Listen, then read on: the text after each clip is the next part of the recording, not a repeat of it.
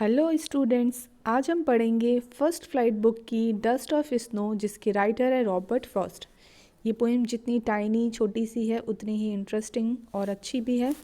इसके राइटर हैं Robert Frost, जिनको नेचर पोइट भी कहा जाता है, क्योंकि इनका जितना भी वर्क है पोएम का, लिटरेचर का, वो सारा नेचर बेस्ड है। चलिए पोएम स्टार्ट करते हैं। The way a crow shook down on me the dust of snow from a hemlock tree. तो डस्ट ऑफ स्नो का मीनिंग क्या है? स्नो के छोटे छोटे पार्टिकल्स जो स्नो होती है। और पोइट बोलते हैं कि the way a crow, crow ने रास्ते में से उड़ के जो आया और एकदम से उसने शेक कर दिया पेड़ को। कौन से पेड़ को? हेमलॉक ट्री को। हेमलॉक ट्री कैसा बताया है यहाँ पे? पॉइजनस ट्री बताया है, जिसपे वाइट कलर के क्या आते हैं? फ्लावर्स आते हैं। एज ए इनस्पीशियस ट्री बताया है। इस इनस्पीशियस ट्री मीन्स होता है अशुभ। तो राइटर पोइट ने यहाँ पे क्रो को और हेमलॉक ट्री को कैसा डिनोट किया है? एज ए इनस्पीशियस थिंग डिनोट किया है। कि जो क्रो है वो शूक किसकी फॉर्म है? शूक है शेक की सेकंड फॉर्म। तो shook down on me, crow आता है और वो क्या शेक कर देता है? डस्ट ऑफ स्नो को मेरे ऊपर शेक कर देता है और उसके जो पार्टिकल होते हैं मेरे ऊपर गिर जाते हैं।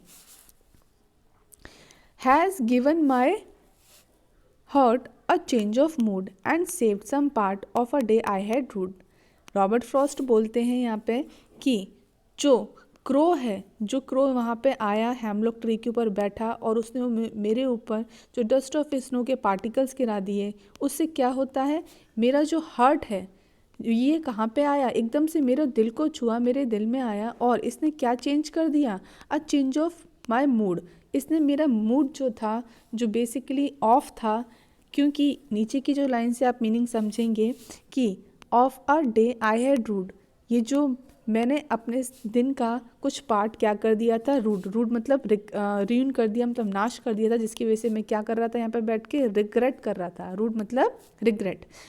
तो बेसिकली यहाँ पे जो राइटर हैं वो बोलते हैं कि किस तरीके से एक क्रो ने और एक पॉइजनस ट्री ने मेरा पूरा जो दिन था, जो मैं एक तरह से नाश कर चुका था, उसको सेव कर लेते हैं और मेरे मूड को टोटली चेंज कर दिया है। किसने? डस्ट ऑफ स्नो ने। तो बेसिकली यहाँ पे आप समझें कि किस तरीके से जो रॉबर्ट फ्रॉस्ट हैं वो बताते हैं कि एक क्रो आया और उसने शेकिंग करी ट्री के ऊपर बैठ के, और ट्री का नेम क्या था? Hemlock tree. और वो सीधे उनके कहाँ टच होता है? हार्ट पे टच होता है, क्योंकि जो फीलिंग होती है नेचर की हम हार्ट से फील करते हैं।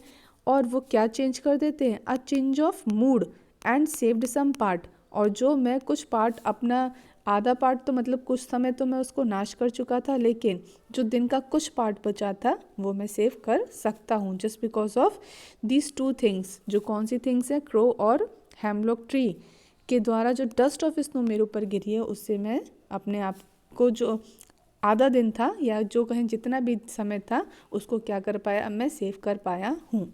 तो बेसिकली जो रॉबर्ट फ्रॉस्ट हैं, जो पोइट है, इस पोइट की, वो बताते हैं कि यदि कोई चीज़ हमारे लिए अशुभ है तो ज़रूरी नहीं है वो हमारे लिए हमेशा नेगेटिव थिंग ही हमारे सामने लेके आए।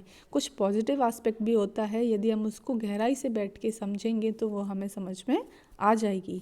तो बेसिकली ये थी इसकी हिंदी। अब हम डिस्कस करेंगे इसका राइमिंग स्किल और इसके फिगर ऑफ स्पीच। तो देखिए स्टूडेंट्स, सबसे पहले हम राइमिंग स्किल को कैसे निकालते हैं कि हम जो एंड के वर्ड होते हैं हम उसे रिलेट करते हैं आगे के वर्ड्स।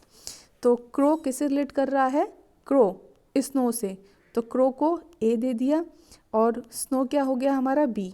तो ए, अब देखेंगे कि मी की साउंड किससे रिलेट कर रही है? ट्री से।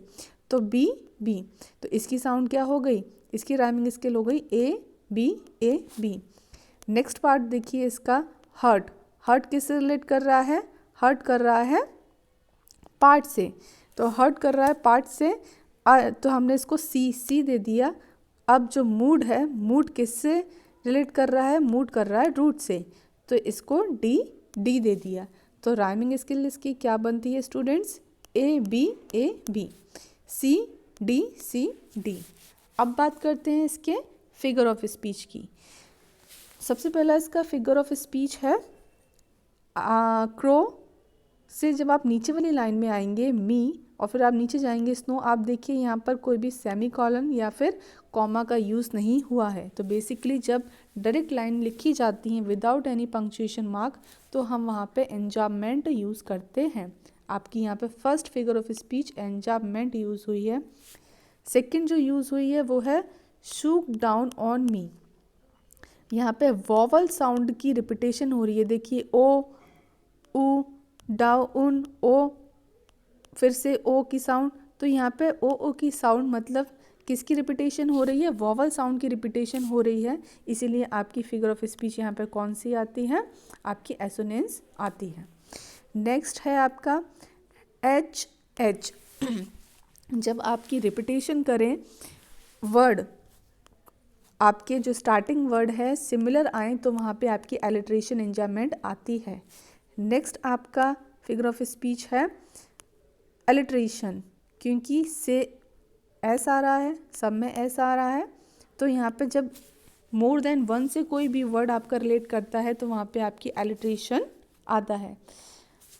आपकी टोटल कितनी फिगर ऑफ स्पीच हो गई यहाँ पे? 4। First is enjambment, second is assonance, third is alliteration and fourth is alliteration. Same आपके 4 इसमें फिगर ऑफ स्पीच यूज़ हुए हैं। बहुत ही हमारी इजी पोएम थी और बहुत ही इजी वे में समझी है। आपको पसंद आए तो आप इसको प्लीज़ लाइक करिएगा, क्योंकि लाइक से मुझे मोटिवेशन मिलता है आपके लिए और भी अच्छी वर्क करने का। Thank you students.